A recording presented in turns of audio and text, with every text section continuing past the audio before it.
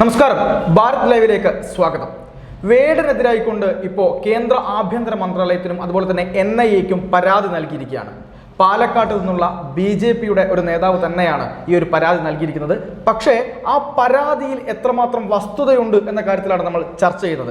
കാരണം ആളുകൾ പറയുന്നത് വേടനെതിരെയുള്ള ഒരു ആക്രമണമാണ് ഇത്, അല്ലെങ്കിൽ അദ്ദേഹം ഈ പറയുന്നത് പോലെ ജാതിയിൽ താഴ്ന്ന ആളായതുകൊണ്ടുള്ള ഒരു പ്രശ്നത്തിൻ്റെ പുറത്താണ് പരാതികൾ വരുന്നത്, അയാളെ തകർക്കാനുള്ള ലക്ഷ്യം കൊണ്ടാണ് പരാതി എന്ന് പറയുന്നത്. പക്ഷേ ഏത് ജാതിയായാലും, നായരായിക്കോട്ടെ, നമ്പൂതിരി ആയിക്കോട്ടെ, പിന്നെ ഇനി അതല്ല വർമ്മയോ ആരായിക്കോട്ടെ, ഇന്ത്യയുടെ പ്രധാനമന്ത്രിയെ വ്യക്തിഹത്യ ചെയ്യുന്ന രീതിയിലേക്ക് പരാമർശങ്ങൾ നടത്തുക, ഇന്ത്യക്കെതിരായിക്കൊണ്ട് ഇദ്ദേഹം കപട ദേശീയവാദിയാണ് എന്ന് പറയുക, പ്രധാനമന്ത്രിയുടെ ദേശീയത പിന്നെ ഈ തൂക്കിയെടുക്കുന്നത് അല്ലെങ്കിൽ അളവുകോല് വേടന്റെ കയ്യിലാണോ കൊടുത്തിരിക്കുന്നത് എന്ന പ്രധാനപ്പെട്ട ചോദ്യമുണ്ട്. കാരണം ഇങ്ങനത്തെ കാര്യങ്ങൾ ഒരു പ്രധാനപ്പെട്ട ഒരു ഗായകൻ, ഒരു കലാകാരനൊക്കെ വ്യക്തമായി പ്രധാനമന്ത്രിക്കെതിരെയൊക്കെ സംസാരിക്കുമ്പോൾ അതിനുള്ള കാര്യങ്ങൾ നേരിടേണ്ടി വരും.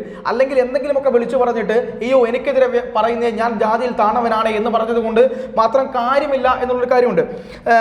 ഞാൻ ഇതിലേക്ക് വരുന്നതിന് മുമ്പ്, ചേച്ചിയെടുത്ത് വരുന്നതിന് മുമ്പ്, നമ്മുടെ IM വിജയൻ എന്ന് പറയുന്ന കേരളത്തിന്റെ പ്രധാനപ്പെട്ട കറുത്തമുത്ത്, അദ്ദേഹം കറുത്തമുത്ത് എന്ന് പറയുന്നത് ഞാൻ യോജിക്കുന്നില്ല. അദ്ദേഹം അത്രയും നല്ലൊരു മനുഷ്യനാണ്. അദ്ദേഹത്തെ എത്രത്തോളമാണ് ആളുകൾ കയ്യിലേന്തിയത്? അദ്ദേഹം ഇതുവരെ എവിടെയെങ്കിലും ജാതി പറഞ്ഞതായി കേട്ടിട്ടുണ്ടോ? അദ്ദേഹത്തെ നമ്മൾ എന്തെങ്കിലും തരത്തിൽ മാറ്റി നിർത്തിയിട്ടുണ്ടോ? ഇതുപോലെ എത്രയോ അധികം ഗായകരുണ്ട്. ഇപ്പോൾ പ്രധാനപ്പെട്ട പല അറബിക് ഗായകരെയും നമ്മൾ ഇങ്ങോട്ട് സ്വീകരിച്ചിട്ടുണ്ട്. പാകിസ്ഥാനിലെ ഒരു പ്രധാനപ്പെട്ട ഗായകൻ സമി എന്ന് പറയുന്ന പ്രധാനപ്പെട്ട ഗായകൻ അവിടെ പാടിയ പാട്ട് നമ്മൾ ഇവിടെ ആഘോഷമാക്കി. അദ്ദേഹത്തിന് ഇവിടെ നമ്മൾ പൗരത്വം കൊടുത്തതിന് ശേഷം പാകിസ്ഥാൻകാരനായിട്ട് പോലും നമ്മൾ കണ്ടിട്ടില്ല. പക്ഷേ വേടന്റെ കാര്യത്തിലേക്ക് മാത്രം വരുമ്പോൾ ഇയാൾ താഴ്ന്ന ജാതിക്കാരനാണ് എന്ന് പറയുന്നു. ഒപ്പം ചേച്ചി, ഞാൻ പലപ്പോഴും ആലോചിക്കുന്നത് ഈ ദളിതരുടെ പ്രശ്നത്തിൽ എത്രയോ, നമ്മൾ കഴിഞ്ഞ ദിവസം ചർച്ച ചെയ്തു, എത്രയോ അധികം ദളിതരുടെ പ്രശ്നങ്ങൾ, ദളിതർ അപരവൽക്കരിക്കപ്പെടുമ്പോൾ, അവർക്കെതിരെ പ്രശ്നങ്ങൾ ഉണ്ടാകുമ്പോൾ, വയനാട്ടിലെ ആദിവാസികളുടെ കുടിലുകൾ പോലീസ് തന്നെ, വനവകുപ്പ് തന്നെ തച്ച് തകർക്കുമ്പോൾ ഈ വേടൻ എന്തെങ്കിലും ഒരു പോസ്റ്റ് ഇട്ടതായിട്ട് നമ്മൾ കാണുന്നുണ്ടോ? കഴിഞ്ഞ ദിവസം ബിന്ദു എന്ന് പറയുന്ന ആ പെൺകുട്ടിയുടെ ഒരു കേസ് വന്നു, ഈ പോലീസുകാരുടെ പരാതി, അതെന്തോ ആവട്ടെ, ആ കേസിനകത്ത് ഈ വേടന്റെ ഒരു പോസ്റ്റ് കണ്ടോ? ഇല്ല. CPM-നെതിരായിക്കൊണ്ട്, പിണറായി വിജയനെതിരായിക്കൊണ്ട് ഒരക്ഷരം പറയാൻ വേടന് കഴിയില്ല.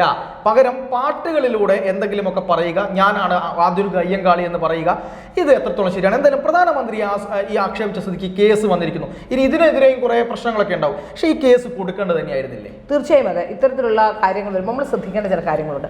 കലയിലൂടെ ജനങ്ങളെ വലിയ രീതിയിൽ നമുക്ക് കയ്യിലെടുക്കാൻ പറ്റുന്ന കലകളാണ് പലപ്പോഴും ഈ പാട്ടും ഒക്കെ. ഇവിടെ വേടൻ്റെത് റാപ്പ് സംഗീതമാണ്.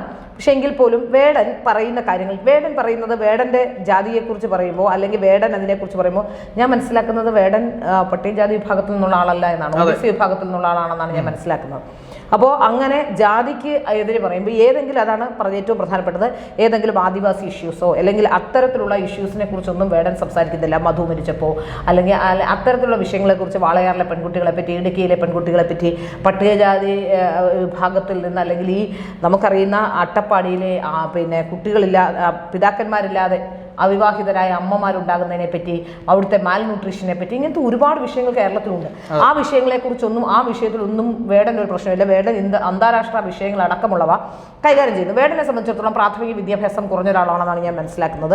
ആദ്യം മുതൽ തന്നെ ഞാൻ പറയുന്നുണ്ട്, ഇത് ഒരു ടോൾ കിറ്റ് ആണോ എന്ന സംശയമുണ്ട്. കാരണം വേടന്റെ വരികൾ, ആ വരികൾ ഒരു വിഭാഗത്തിന് വേണ്ടി മാത്രം ചമയ്ക്കപ്പെടുന്നതാണെന്ന സംശയം ഉണ്ടാകുമ്പോഴാണ് ഈ വിഷയത്തിൽ നമുക്ക് സംശയമുണ്ടാകുന്നത്. വിഘടനവാദം പ്രോത്സാഹിപ്പിക്കുന്ന അത്തരത്തിലുള്ള ചില ആൾക്കാരുടെ സഹായം വേടൻ ലഭിക്കുന്നുണ്ട് എന്ന സംശയം നമുക്കുണ്ടാകുന്നത്. ഇവിടെ നോക്കൂ, വേടനെ ഒരു കഞ്ചാവ് കേസുമായി ബന്ധപ്പെട്ട് പിടിക്കപ്പെടുമ്പോൾ പോലും വേടനെ സംരക്ഷിക്കാൻ ഒരു ദിവസം കഴിഞ്ഞപ്പോൾ ഒരു കോണിൽ നിന്ന് മൊത്തത്തിൽ വേടനെ ഏറ്റെടുക്കുന്ന സ്ഥിതിയാണ് ഉണ്ടായത്. അപ്പോൾ അതിൽ നമുക്ക് മനസ്സിലാക്കാൻ സാധിക്കുന്നത് ഈ വേടനെ സാധാരണഗതിയിൽ പതുക്കെ അക്സെപ്റ്റ് ചെയ്ത് വന്നതല്ല.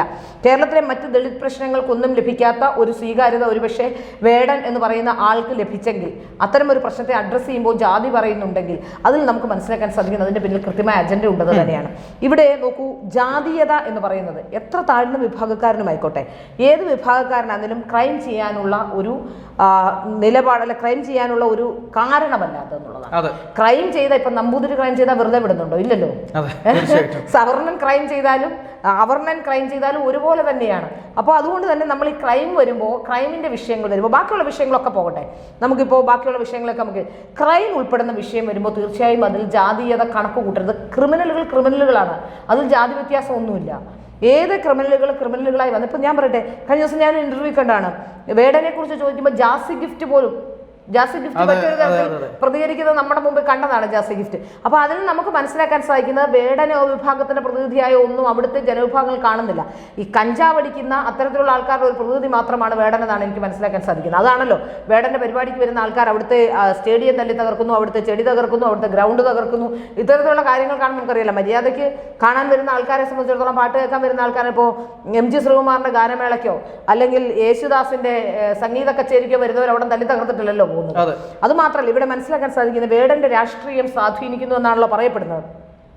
യുദ്ധസമാനമായ ഒരു അന്തരീക്ഷം ഇന്ത്യയിൽ നിൽക്കുമ്പോൾ ഇപ്പോൾ ഇന്ത്യയും പാകിസ്ഥാനും തമ്മിൽ യുദ്ധം നടക്കുമോ എന്ന ആശങ്കയ്ക്കിടയിൽ ജനങ്ങൾ ആ വിഷയത്തെ ഉറ്റുനോക്കിക്കൊണ്ടിരുന്ന സമയത്ത് കേരളത്തിലെ കുറച്ച് യുവാക്കളായ ആൾക്കാർ തടിച്ചു കൂടിക്കൊണ്ട് വേടനെ കാണണേ എന്ന് അലറിയെങ്കിൽ വേടന്റെ വരികളിലെ രാഷ്ട്രീയം സ്വാധീനിക്കപ്പെടുന്നില്ല. മറിച്ച് വേടന്റെ മ്യൂസിക്കും ആ മ്യൂസിക് ഉണ്ടാകുമ്പോൾ കഞ്ചാവുകാർക്ക് ഉണ്ടാകുന്ന പ്രകോപനവുമാണ് ഇതിന്റെ ആ പ്രകമ്പനം മാത്രമാണ് അതിനത്തെ കാര്യമെന്നാണ് മനസ്സിലാക്കാൻ സാധിക്കുന്നത്. അല്ലെങ്കിൽ ഒരു രാജ്യം യുദ്ധസമാനമായ അന്തരീക്ഷത്തിൽ കുട്ടികൾ എന്താണ് ആലോചിക്കേണ്ടത്? ചിലപ്പോൾ അച്ഛൻ അല്ലെങ്കിൽ ഏതെങ്കിലും കുട്ടികളുടെ അച്ഛനോ അമ്മയോ അപ്പൂപ്പനോ ബന്ധുക്കളോ ഒക്കെ ഈ കാശ്മീരിലും അല്ലെങ്കിൽ ഡൽഹിയിലും അങ്ങനെയുള്ള സ്ഥലങ്ങളിലൊക്കെ ഉണ്ടാകും. നമ്മുടെ രാജ്യത്തിന് ഉണ്ടാകാൻ പോകുന്ന പ്രതിസന്ധികളെ കുറിച്ച് വേടന്റെ രാഷ്ട്രീയം അതിനെ സ്വാധീനിക്കുന്നുണ്ടെങ്കിൽ തീർച്ചയായും അതാണ് ചിന്തിക്കേണ്ടത്. അപ്പോൾ അത് ചിന്തിക്കുന്നതിന് പകരം വേടൻ പാടുന്ന പാട്ട് അല്ലെങ്കിൽ വേടന്റെ കൂത്ത് കാണാൻ അവിടെ ആൾക്കാർ കൂടുന്നുണ്ടെങ്കിൽ ഈ കഞ്ചാവൊക്കെ അടിക്കുന്നതുകൊണ്ടുണ്ടാകുന്ന ഒരു ഇൻടോക്സിക്കേഷൻ, ആ ഇൻടോക്സിക്കേഷനിൽ പ്രകമ്പനം കൊള്ളുന്ന മ്യൂസിക്കിന്റെ ഒരു കാര്യം മാത്രമേ ഉള്ളൂ എന്നാണ് എനിക്ക് മനസ്സിലാക്കാൻ സാധിക്കുന്നത്. അത് മാത്രമല്ല, ഈ വേടനെ സംബന്ധിച്ച് നോക്കുകയാണെങ്കിൽ വേടന്റെ വരികൾ പലപ്പോഴും ആ വരികൾ ഒരു വൺ സൈഡഡ് മാത്രമാണെന്നുള്ളത് കൊണ്ട് തന്നെ ഒരു വിഭാഗത്തിന് വിഘടനവാദം വളർത്തുകയും, അല്ലെങ്കിൽ ഇപ്പോൾ വേടന്റെ വരികളെ സംബന്ധിച്ച് ഞാനൊരു കാര്യം ചോദിക്കട്ടെ, ആൾക്കാർ പറയുന്നത് എന്താണ്? നരേന്ദ്രമോദിയെ ബുദ്ധിമുട്ടിക്കുന്നുണ്ട് വേടന്റെ വരികളെന്നാണ്. ഇത് നരേന്ദ്രമോദിയെ ബുദ്ധിമുട്ടിക്കുന്നത് കൊണ്ടോ അല്ലെങ്കിൽ സംഘപരിവാറിന് ദോഷമാകുന്ന, വേടൻ പറഞ്ഞാൽ എന്തെങ്കിലും ദോഷമാകുന്ന രാഷ്ട്രീയം മുന്നോട്ട് വെക്കുന്നത് കൊണ്ടോ അല്ല ഇപ്പൊ ഈ പരാതി കൊടുത്തത്. പ്രധാനമന്ത്രിയെ അപമാനിക്കരുത് എന്നുള്ളത് കൊണ്ടാണ്. അത് രാജ്യത്തെ, അതിന് നാളെ കോൺഗ്രസ്സുകാരനായ പ്രധാനമന്ത്രിയാണെങ്കിലും അത് തന്നെയാണ് എൻ്റെ നിലപാട്. അപ്പോൾ അത് ഒരിക്കലും ചെയ്തുകൂടാ എന്നുള്ളത് തന്നെയാണ്. പ്രധാനമന്ത്രി എന്ന് പറയുമ്പോൾ നമുക്ക് നമ്മുടെ രാജ്യത്തെ കാവൽക്കാരനാണ്. അങ്ങനെയുള്ള ഒരാളെ ഒരു കാരണവശാലും അത്തരത്തിൽ ആക്ഷേപിക്കുന്നതിനെ അല്ലെങ്കിൽ വിഘടനവാദം വളർത്തുന്നത് ശരിയല്ല. ഇപ്പം നമുക്കറിയാലോ, ഒരുപാട് യൂട്യൂബർ ജ്യോതി മൽഹോത്രയൊക്കെ ഹിന്ദുത്വത്തെ പാടിപ്പുകഴ്ത്തി പ്രകീർത്തിച്ചുകൊണ്ട് പാകിസ്ഥാന് വേണ്ടി ചാരപ്രവൃത്തി ചെയ്യുന്നവരായിരുന്നു. എനിക്ക് മനസ്സിലാക്കാൻ സാധിക്കുന്ന കേരളത്തിലും ഇത്തരത്തിലുള്ള യൂട്യൂബർമാരുടെ നിര, മാധ്യമപ്രവർത്തകരുടെ നിര, അത്തരത്തിൽ പല ആൾക്കാരും ഇത്തരത്തിലുള്ള കലാരംഗത്തുള്ളവരുടെ നിര, ഇങ്ങനെ ഇപ്പോൾ മട്ടാഞ്ചേരി മാഫിയൊക്കെ പോലുള്ള അവരൊക്കെ, അതുപോലെ തന്നെ പൃഥ്വിരാജ് അടക്കമുള്ളവർ ഒരു ഒറ്റ വിഭാഗത്തിന് വേണ്ടി മാത്രം കൊള്ളുത്തും നടത്തുകയും ആ വിഭാഗത്തിന് അനുകൂലമായി ചിന്തിക്കുകയും ആ വിഭാഗത്തിന് അനുകൂലമായി ടൂൾ കിറ്റുകൾ നിർമ്മിക്കുകയും അത് പടച്ചു വിടുകയും ഒക്കെ ചെയ്യുമ്പോൾ ചില വിഷയങ്ങളിൽ മാത്രം, ലക്ഷദ്വീപ് വിഷയത്തിൽ പ്രതികരിച്ച പൃഥ്വിരാജ്, പിന്നീട് പൃഥ്വിരാജ് അസറ്റ് ഹോംസിന്റെ ഹലാൽ ഫ്ലാറ്റ് അതിനുവേണ്ടി പുറത്തിറങ്ങുന്നു. അതിനുശേഷം പിന്നീട് എമ്പുരാൻ സിനിമ ചെയ്യുന്നു. അപ്പോൾ ഇതിൽ നിന്നൊക്കെ നമുക്ക് മനസ്സിലാക്കാൻ സാധിക്കുന്നത് എവിടെ നിന്നോ, മാത്രമല്ല കോടികൾ ആസ്തിയുള്ള ഒരാളായി പൃഥ്വിരാജ് വളരെ പെട്ടെന്ന് മാറുകയാണ്. മഞ്ഞുമൽ ബോയ്സുമായി ബന്ധപ്പെട്ടും ഒക്കെ ഇപ്പം നിരവധി ആരോപണങ്ങൾ വരുന്നുണ്ട്. ED ഒക്കെ നോക്കി ED നടത്തുന്ന കേസിൽ അതെങ്ങനെയെങ്കിലും കോഷ് ചെയ്യാനൊക്കെ നോക്കുന്നുണ്ട്. പക്ഷെ ഒന്നും നടക്കില്ല എന്നാണ് മനസ്സിലാക്കാൻ സാധിക്കുന്നത്. അപ്പോൾ ഇതിൽ നമുക്ക് മനസ്സിലാക്കാൻ സാധിക്കുന്നത് കേരളത്തിലും ഇത്തരത്തിൽ യൂട്യൂബർമാരെ അടക്കമുള്ളവരെ പെർമനന്റ് ആയി നിരീക്ഷിക്കേണ്ടതുണ്ട്. ഇവരുടെ ഫിനാൻഷ്യൽ മാറ്റേഴ്സ്, ഏത് യൂട്യൂബറും, എന്നെ അടക്കം, ഞാൻ സമൂഹത്തോട് പറയുന്ന ഒരു കാര്യമാണ്, എന്നെ അടക്കം, എൻ്റെ അക്കൗണ്ടിലേക്ക് വരുന്ന പണമടക്കം എന്ത് കാര്യത്തിലും ഏത് കാര്യത്തിലും അത്തരത്തിലുള്ള ആൾക്കാരെ നിരീക്ഷിക്കേണ്ടതാണ് എന്നുള്ളതാണ് ഏറ്റവും പ്രധാനപ്പെട്ട കാര്യം. ഇവർക്ക് രാജ്യവിരുദ്ധ പ്രവർത്തനം നടത്താൻ എവിടെ നിന്നാണ് പണം കിട്ടുന്നത് എന്നുള്ളത് നിരീക്ഷിക്കപ്പെടേണ്ട കാര്യം തന്നെയാണ്. രാജ്യവിരുദ്ധ പ്രവർത്തനം മാത്രമല്ല, വാർത്ത വിറ്റും കാശുണ്ടാക്കുന്നവരുണ്ട്. വളരെ പെട്ടെന്ന് ഒരു 2 കൊല്ലം 3 കൊല്ലം കൊണ്ടൊക്കെ യൂട്യൂബർ ആയി കഴിഞ്ഞാൽ കോടീശ്വരന്മാരാകുന്ന ആൾക്കാരുണ്ട്. വലിയ വാഹനം വാങ്ങുന്നു, വലിയ സംവിധാനങ്ങൾ ഉണ്ടാക്കുന്നു, അങ്ങനത്തെ ആൾക്കാരൊക്കെ ഉണ്ട്. അപ്പോൾ അതൊക്കെ തീർച്ചയായിട്ടും ഒന്നിൽ വാർത്ത വിൽക്കുന്നു, അല്ലെങ്കിൽ ഏതെങ്കിലും തരത്തിൽ ആരെങ്കിലും ട്രാപ്പ് ചെയ്യുന്നു, ഏതെങ്കിലും കാര്യങ്ങൾ വെച്ച് ബ്ലാക്ക് മെയിൽ ചെയ്യുന്നു. ഇതൊക്കെ തന്നെയാണ്, അല്ലാതെ പെട്ടെന്നൊന്നും പണം ഉണ്ടാവില്ല. ബ്ലാക്ക് മെയിലിംഗ് ആണ് ലക്ഷ്യം. ഇങ്ങനെ ഇത്തരത്തിലുള്ള, പിന്നെ അല്ലെങ്കിൽ ഏതെങ്കിലും രാജ്യവിരുദ്ധ പ്രവർത്തനത്തിൽ നിന്ന് പണം ലഭിക്കുന്നു, ഇത്തരത്തിലുള്ള കാര്യങ്ങളൊക്കെയാണ് നടന്നുകൊണ്ടിരിക്കുന്നത്. അപ്പോൾ ഈ രാഷ്ട്രീയം, സിനിമ, സംസ്കാരം, കല, ഈ എല്ലാ വിഷയത്തിലും, അതുപോലെ തന്നെ യൂട്യൂബർമാർ ഏറ്റവും ശ്രദ്ധിക്കേണ്ട ഇൻഫ്ലുവൻസേഴ്സ്, യൂട്യൂബേഴ്സ്.